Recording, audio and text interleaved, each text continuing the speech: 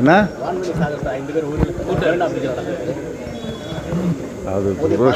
அது துரதிருஷ்டவாசமானது.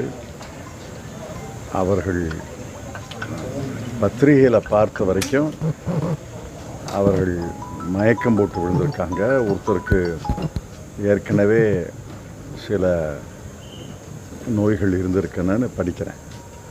கூட்ட நெரிசலில் ஒருத்தரும் இறந்ததாக தெரியல. ஆனால் துரதிருஷ்டவசமானது. அவர்களுக்கு அரசு இழப்பீடு தொகை தரும் என்று நான் நம்புகிறேன். துரதிருஷ்டவசமானது. ஆனால் நம்முடைய வான்வெளி சாகசம் அந்த விமானப்படை செய்தது பாராட்டத்துக்குரியது. 15 லட்சம் பேர் அதை கண்டு கழித்திருக்கிறார்கள். இந்த சம்பவம் துரதிருஷ்டவசமானது. 2 மாநில தேர்தல் கருத்து கணிப்பு வந்து காங்கிரஸுக்கு சாதகமாக நாளைக்கு தெரிஞ்சிருமில்ல. கருத்து கணிப்புகளை நாம் ஏற்றுக்கொள்வது கிடையாது. ஆனால் எங்களுக்கு வந்த செய்திகள் ஹரியானா, ஜம்மு காஷ்மீர் 2 தேர்தல்களிலேயும் காங்கிரஸ் கூட்டணி அமோக வெற்றி பெறும் என்பதுதான் எங்களுக்கு கட்சி ரீதியாக வந்த செய்தி. அரசியல் நோக்கர்களும் அதைத்தான் சொல்கிறார்கள். அந்த ஊர் பத்திரிகையாளர்களும் அதைத்தான் சொல்கிறார்கள். நாங்கள் விரும்பியது நாளை நடைபெறும் என்று நான் நம்புகிறேன்.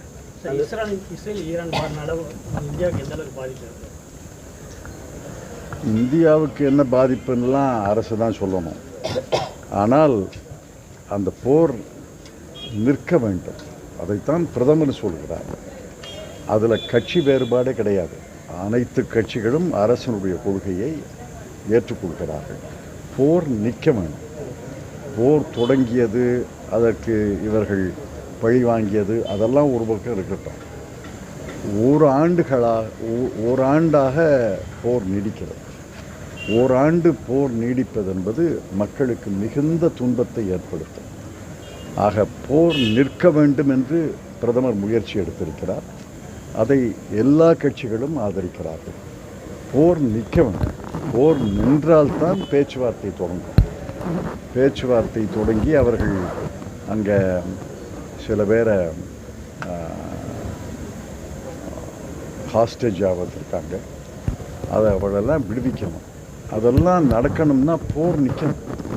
நாள்தோறும் போர் நடந்து கொண்டு இருந்தால் எப்படி பேச்சுவார்த்தை நடக்கும்? ஆக மத்திய அரசினுடைய அணுகுமுறையை அனைத்து கட்சிகளும் ஏற்றுக்கொள்கிறார்கள், காங்கிரஸ் உட்பட. எண்ணெய் விலை உயர்வு ஏற்பட வாய்ப்பு இருக்கு.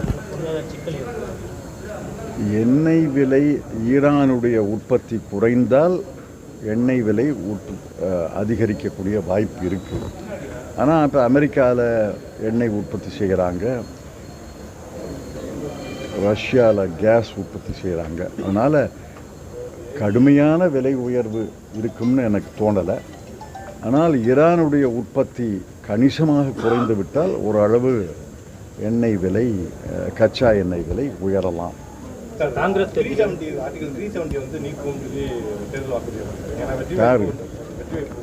தேர்தல் வாக்குறுதி கொடுக்கலையே. தேர்தல் வாக்குறுதியில் 370 பற்றி ஒன்றுமே சொல்லலையே. மாநில அந்தஸ்து தான் முதல் இலக்கு. அதை காங்கிரஸ் கட்சியின் தலைவர் திரு கார்கே அவர்களும் திரு ராகுல் காந்தி அவர்களும் வலியுறுத்தி சொல்லியிருக்கிறார்கள். ஜம்மு காஷ்மீருக்கு மீண்டும் மாநில அந்தஸ்தை தர வேண்டும். அதை மத்திய அரசு உச்சநீதிமன்றத்தில் ஒப்புக்கொண்ட கோரிக்கை. ஆக இந்த தேர்தல் முடிந்த பிறகு, அரசு அமைந்த பிறகு முழு மாநில அந்தஸ்து ஜம்மு காஷ்மீருக்கு தர வேண்டும் என்பதுதான் எங்களுடைய இலக்கு. நடக்கக்கூடிய தமிழ்நாடு சட்டமன்ற தேர்தலில் காங்கிரஸ் கட்சிக்கு மந்திரி சபை இடம்பெறும் கோரிக்கை இருந்துகிட்டே இருக்கு. இப்போ காங்கிரஸ் கட்சி அதெல்லாம் நம்ம எம்பி அதை பற்றி நிறையா வலியுறுத்தி கிடையாது. எம்பி மந்திரி சபையில் இடம் கட்சி தொண்டர்கள் மத்தியில் கட்சி தொண்டர்களை உற்சாகப்படுத்துவதற்காக நம்முடைய கட்சியை வலுப்படுத்த வேணும்னு பேசுகிறேன் ஒழிய நாம் கூட்டணியில் இருக்கிறோம். திராவிட முன்னேற்ற கூட்டணி கட்டுக்கோப்பாக இருக்கிறது. அடுத்த தேர்தலிலேயும் வெற்றி பெறும் என்ற நம்பிக்கை எனக்கு இருக்கிறது. நன்றி.